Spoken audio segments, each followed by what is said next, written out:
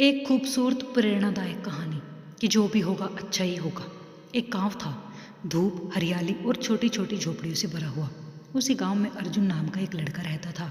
अर्जुन दिल का साफ था, मेहनती भी था, लेकिन एक बात उसे हमेशा परेशान करती थी कि वह बहुत जल्दी घबरा जाता था। छोटी सी बात भी उसके मन में बड़ी हो जाती थी। कभी बारिश ज़्यादा हो गई तो चिंता, कभी फसल थोड़ा खराब दिखी तो चिंता, कभी कोई बात समझ में ना आए तो भी चिंता। गांव के लोग उसे कहते, अर्जुन सब ठीक हो जाएगा। लेकिन अर्जुन को लगता, नहीं, शायद मेरे साथ ही सब उल्टा होता है। गांव में एक बूढ़े बाबा रहते थे, ज्ञानदास बाबा। उनके चेहरे पर हमेशा मुस्कान रहती थी। एक दिन अर्जुन बहुत परेशान होकर उनके पास पहुंचा।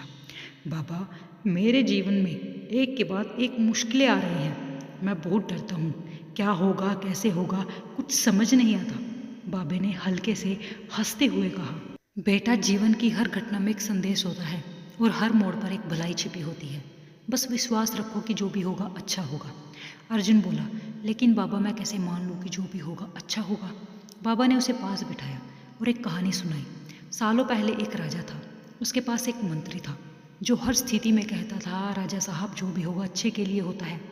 एक दिन राजा शिकार पर गया। अचानक एक जंगली जानवर ने उस पर हमला कर दिया और राजा की उंगली कट गई। राजा बहुत दुखी और गुस्से में था। उसने मंत्री से पूछा, क्या अब भी कहोगे कि जो भी हुआ अच्छे के लिए हुआ? मंत्री ने शांत भाव से कहा, हाँ महाराज, जो भी होता है अच्छे के लिए होता है। राजा गुस्से में आकर उसे कैद करवा देता है। लेकिन कुछ दिनों बाद राजा फिर जंगल में गया और इस बार आदिवासियों ने उसे पकड़ लिया। वे अपने देवी देवताओं को खुश करने के लिए बलि देते थे। राजा को भी बलि के लिए तैयार किया गया। लेकिन जब उन्होंने देखा कि राजा की एक उंगली कटी हुई है तो बोले, यह अधूरा आदमी हमारे देवता को अर्पित नहीं किया जा सकता, और उन्होंने राजा को छोड़ दिया। राजा वापस आया और तुरंत जेल जाकर मंत्री को मुक्त किया और बोला, तुम सही थे।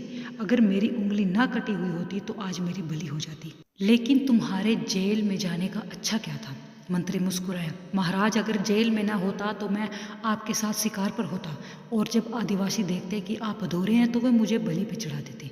राजा चकित रह गया। कहानी सुनकर अर्जुन के चेहरे पर हल्की मुस्कान आ गई। लेकिन बाबा रुके नहीं।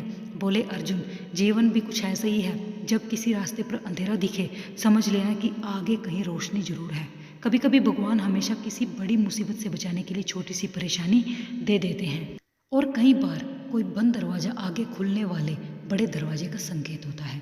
अर्जुन ने पूछा, तो क्या मैं चिंता करना छोड़ दूं? बाबा बोले, चिंता करने से समस्या हल नहीं होती बेटा, लेकिन भरोसा रखने से मन हल्का जरूर हो जाता है।